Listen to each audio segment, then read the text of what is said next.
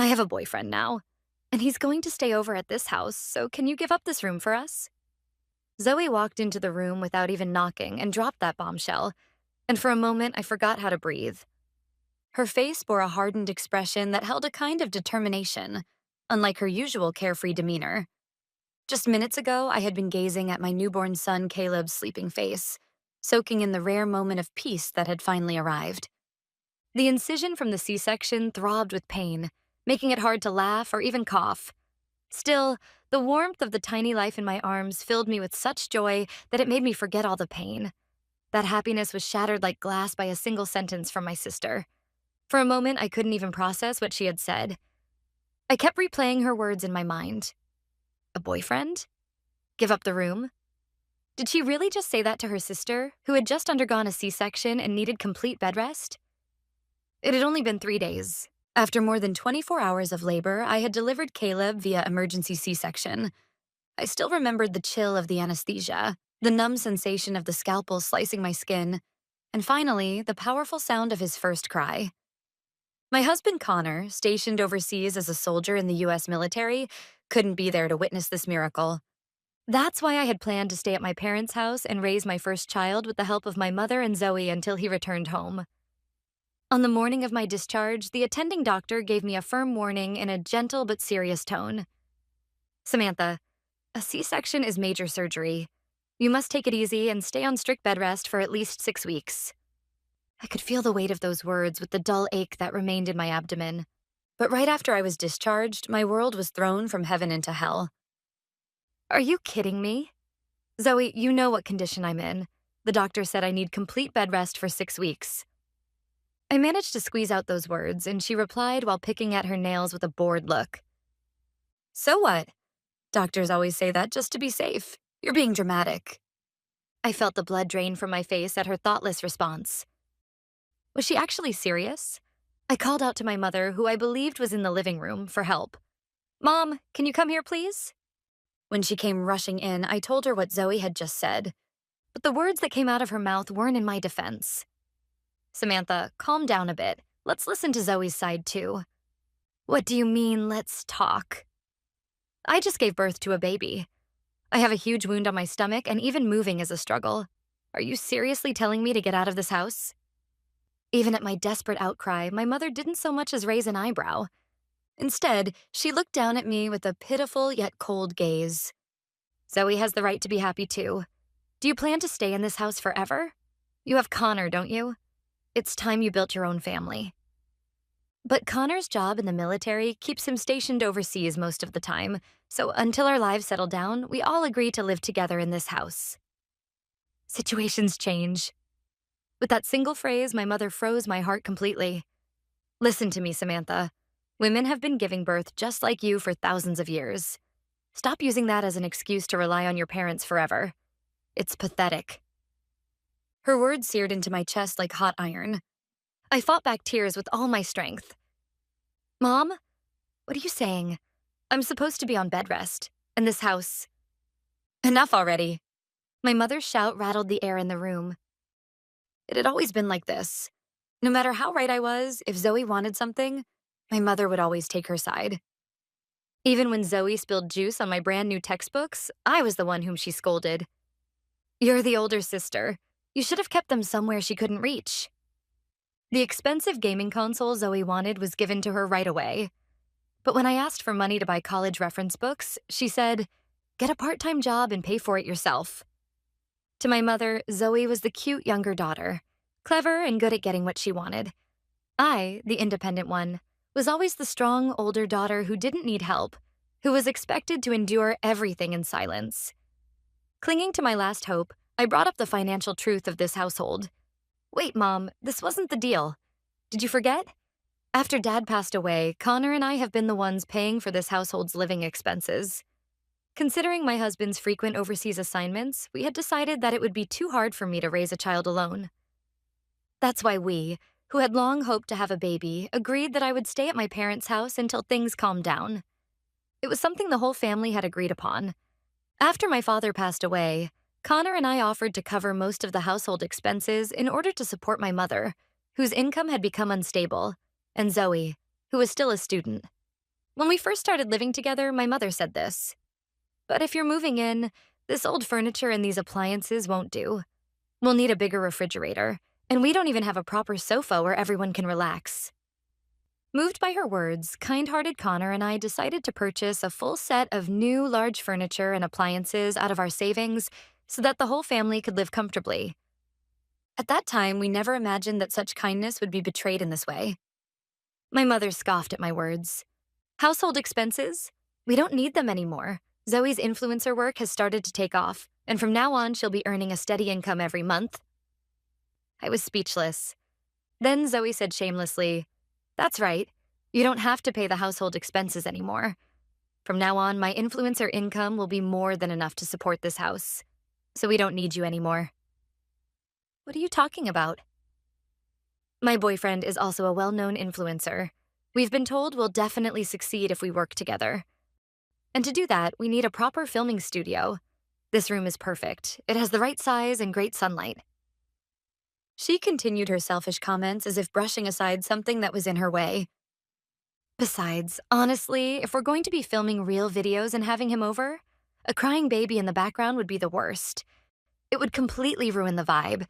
It's just in the way. She looked away while fiddling with her phone. I know her social media account. It says she has tens of thousands of followers, but I also know that most of them are just fake numbers she bought from online services. She keeps posting pictures of fancy cafes and luxury cosmetics, but I know those things will never turn into real income for her. That's a lie, Mom. You're being fooled. Zoe's influencer stuff is just a silly game, and this house is... Enough with the whining. Before I could finish, my mother cut me off and yanked open the closet in the room. Without hesitation, she began pulling out my clothes. Mom, stop. What are you doing? What does it look like? I'm packing your things for you. Even if I wanted to resist, my body wouldn't respond. I didn't even have the strength to speak anymore. Now go. You need to live on your own. All I had was the bag of my belongings and the small Caleb in my arms. That was everything I was allowed to take from the house. The front door closed behind me with a cold, merciless thud. Outside, the world was bathed in the orange glow of dusk, but through my tear-blurred vision, everything looked gray. It was the 5th day after my C-section. I held my newborn son in my arms with nowhere to go, abandoned by my family. I remembered the promise I made to my late father. On his deathbed, he gripped my hand and said, Samantha, I'm counting on you to look after your mother and Zoe. Please protect this house. I just wanted to keep that promise, because I loved this family and this house. Is this the result of that love? Caleb, in my arms, was thankfully still sleeping peacefully. I had to protect this tiny life. That one thought was the only thing barely holding me together. But where could I go? I didn't want to tell Connor, who was stationed overseas, about this miserable situation and make him worry unnecessarily. As time passed, the cold wind slowly drained the warmth from my body. The incision on my abdomen stung from the cold and tension. At this rate, both Caleb and I would truly be in danger. Then, an image of Sarah, my mother-in-law, came to my mind. Connor's mother had always been kind and thoughtful. Maybe I could rely on her. With trembling fingers, I operated my phone and called her number. After a few rings, her calm voice came through. Hello, Samantha? What's wrong? I only saw you for a little while when I visited the other day, but let's meet again soon when things settle down. Is your body doing okay? The moment I heard her gentle voice, my tear ducts finally burst. Sobbing, I explained my situation between broken breaths. About the C-section, the doctor's instructions for rest, and how my own mother and sister had kicked me out of the house. I heard Sarah gasp on the other end of the line. When I finished talking, there was a brief silence before her voice came through, quiet but filled with steel-like resolve. I understand. Where are you now? Don't move. I'm coming to get you right away. Her words were a ray of light in the darkness. When I told her I was in front of my parents' house, she replied, I'll be there soon, and hung up. Maybe 30 minutes passed. When I saw my mother-in-law's familiar car appear from down the road, I let out a deep sigh of relief. She got out of the car, and when she saw me, Caleb in my arms and the suitcase beside me, her face twisted in pain. But then she embraced me tightly. You did so well, Samantha. It's okay now. Let's go. She gently lifted Caleb into her arms and laid him in the baby car seat, then loaded my luggage into the trunk. Once we were in the car and the warm air from the heater touched my skin, the tension that had been keeping me upright snapped, and I began to cry again. Without saying a word, she continued to rub my back gently. When we arrived at her home, it felt like heaven. First, get some rest. I'll take care of Caleb. Grateful for her words, I slowly took a shower and changed into clean pajamas. The warm soup she made seeped into the deepest parts of my frozen body. When I finally started to feel like myself again, she brought a laptop into the room. You should contact Connor. He has the right to know. I nodded and pressed the video call button. Connor's face appeared on the screen, showing signs of fatigue from his mission. But when he saw me and Caleb, his face lit up instantly. Samantha, Caleb, I've missed you so much. How are you feeling? I took a deep breath and told him everything that had happened today. As the story progressed, his expression shifted from a smile to surprise, then confusion, and finally, burning fury. What did you say? They kicked you out? You, just after giving birth? And our newborn son? I can't believe this. He held his head in his hands and cursed repeatedly. He kept saying he wanted to jump on a plane right now and come back, and I did my best to calm him down. It's okay, Connor. I'm okay. Your mother helped me. I'm in a safe place now. So please, just focus on your work. Please. I'm sorry, Samantha. I'm really sorry. I hate the fact that I couldn't be there for you. Mom, please take care of Samantha and Caleb. Of course, leave it to me. Connor, don't worry. Just carry out your duty. We'll take care of things here. Sarah's strong words seemed to calm Connor down a little. After we ended the call, she sat beside me with a serious expression and said, Samantha, this isn't just a family squabble. What your mother and sister did is inhumane and possibly illegal. You must not just let this go. Her words snapped me back to reality. I had been so overwhelmed with anger and sadness that I hadn't thought that far. But what can I do? I know a lawyer I can contact. I'll reach out first thing tomorrow. Do you have any kind of evidence? Her question triggered my memory. After my father died, I handled all the paperwork related to the house's contracts and payments. I had all the receipts for the furniture and appliances I purchased with my credit card, and years of utility bills showing I'd paid them. All of it was carefully stored in a personal folder in the cloud. I do. I have all the proof that I've been financially supporting them for years. A sharp light flickered in her eyes when she heard this. Then we can fight this. No, we will win. You don't have to worry about anything. From now on, we're the only family you and Caleb need. And those who hurt you will get exactly what they deserve. Absolutely. Her quiet fury and unshakable resolve ignited the fire that had been lying dormant inside me. I couldn't just cry anymore. I'm a mother now. To protect my child's future, I have to be strong. The next morning, Sarah kept her word and contacted a lawyer named Cole. Knowing I had just given birth, he came all the way to Sarah's house to meet me. I explained everything and showed him the stored documents and evidence. Cole listened quietly and reviewed each document with great care before finally speaking gravely. This is appalling. Miss Samantha, your financial contributions to your mother and sister are clearly documented. The fact that they knowingly or even negligently expelled you after all that could be considered extremely malicious under the law.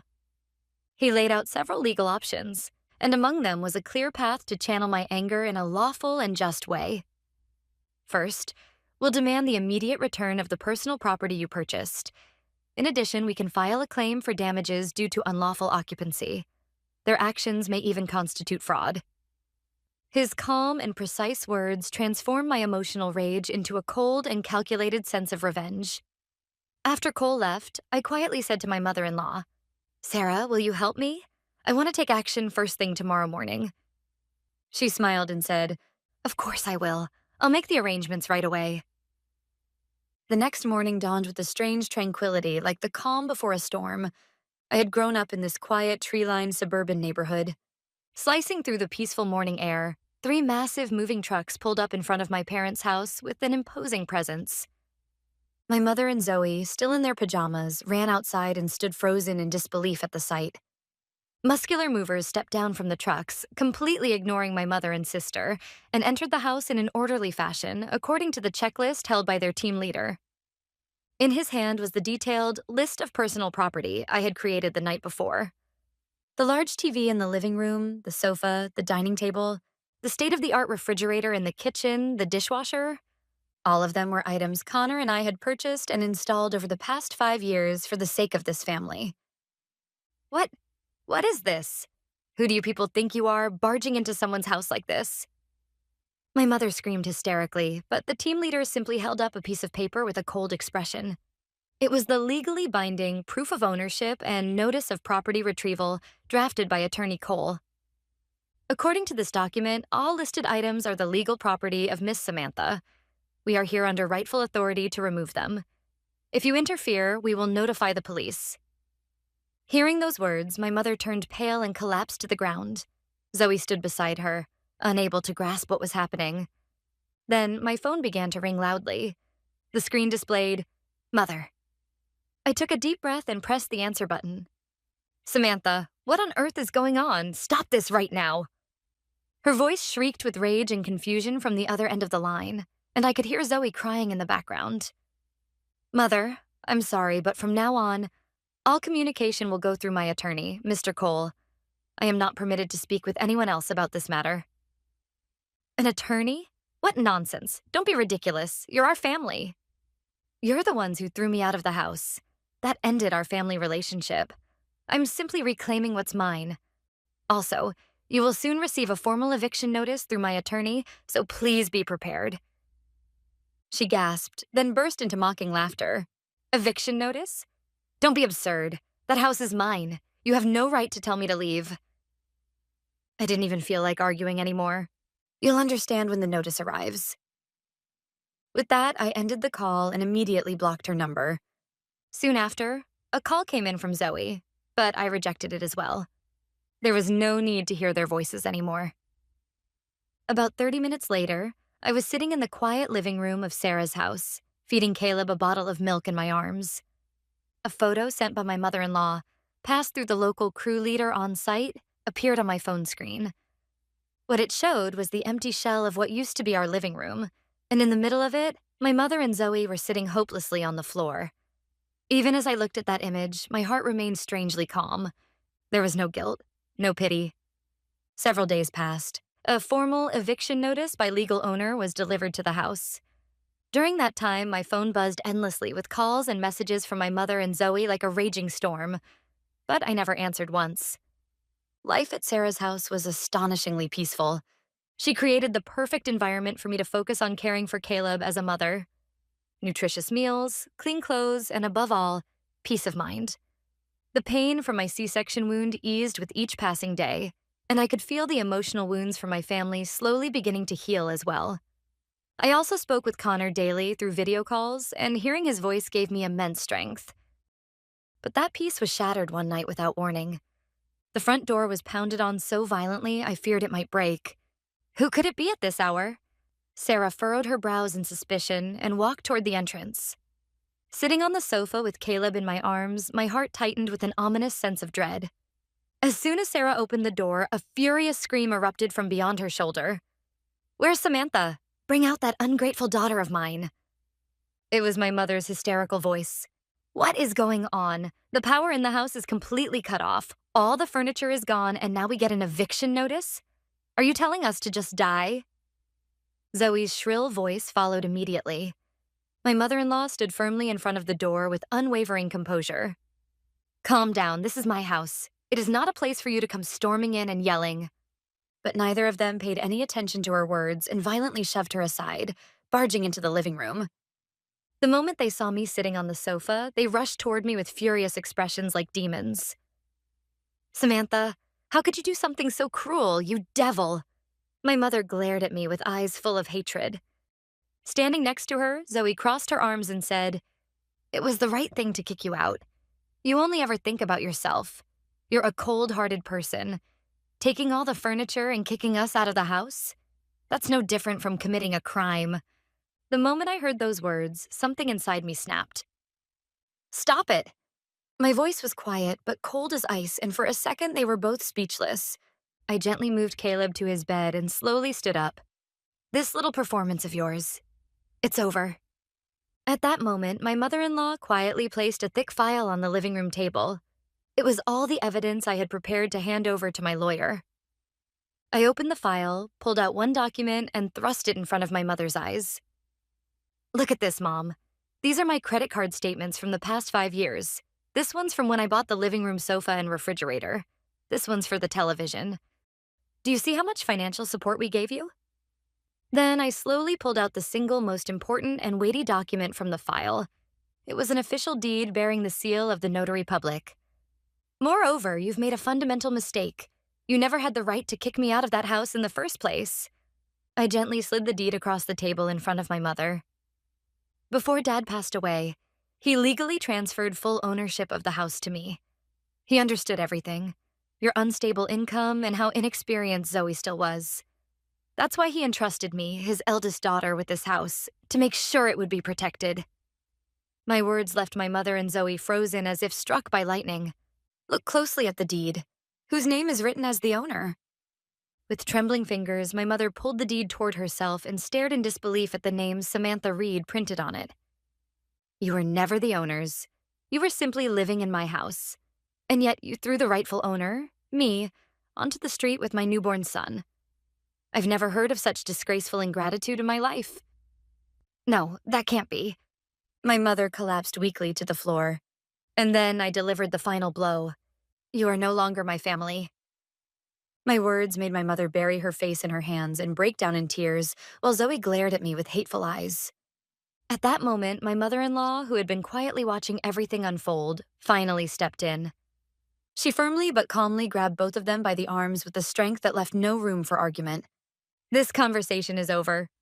This is my home. It is where my precious grandson deserves to sleep in peace. Please leave now. With steady force, my mother-in-law pushed the two of them toward the front door, despite their resistance. You are never to set foot in this house again. With those words, my mother-in-law pushed the two of them completely out the front door and shut it firmly behind them. When she returned to the living room, she silently wrapped her arms around my trembling shoulders. You spoke well, Samantha. You've become strong. I simply nodded quietly in her warm embrace. What followed needs little explanation. Through Attorney Cole, all legal proceedings steadily progressed. Compensation for the illegal eviction, verification of rightful ownership of the house my father left behind. The court ruled entirely in our favor, issuing a large financial judgment against my mother and sister. Of course, there was no way they could pay for it. Evicted from the house and having lost everything, their lives quickly spiraled into hardship. They are now living together in a cheap apartment. My mother working part-time, and Zoe juggling multiple side jobs just to get by. Zoe's influencer account, once her pride, reportedly went up in flames after rumors of the incident spread and was ultimately shut down. Her boyfriend left her the moment their financial situation worsened, vanishing without a trace. Several months later, a letter arrived via Attorney Cole. The sender was my mother, Brooke.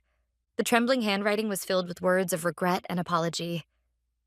Dear Samantha, I know it's far too late, and that no amount of words can earn your forgiveness. I was a failure as a mother. No, I was foolish and arrogant as a human being. I blindly believed Zoe's lies and refused to see the truth. That was my weakness. If there is ever even the smallest chance for me to make amends, I would do anything. Please allow me to pray from afar that my grandson Caleb grows up healthy and happy. From your mother. As I finished reading the letter, a single tear ran down my cheek. It was not a tear of anger or sorrow. It was one of relief, because the long battle had finally, truly ended. I slipped the letter back into the envelope and tucked it away in the back of the desk drawer. As the seasons changed, Caleb rolled over for the first time. And finally, Connor returned home to the U.S., his overseas mission complete. The moment I saw him in his camouflage uniform at the airport arrivals gate, I ran into his arms, holding Caleb tightly in mine. Welcome home, Connor. I'm home, Samantha. And hello for the first time, Caleb. Connor cradled his son for the first time, eyes glistening with emotion. Seeing that moment, my heart overflowed with a warm sense of happiness. At last, our family had truly become one. Our new life began peacefully. Connor, a devoted husband and father, showered Caleb and me with love, while my mother in law often visited to help with childcare and doted on her grandson. This, this is the kind of family I had always wanted. The family I once had was gone from my life, but I have lost nothing. In fact, through that harsh experience, I learned what truly mattered most: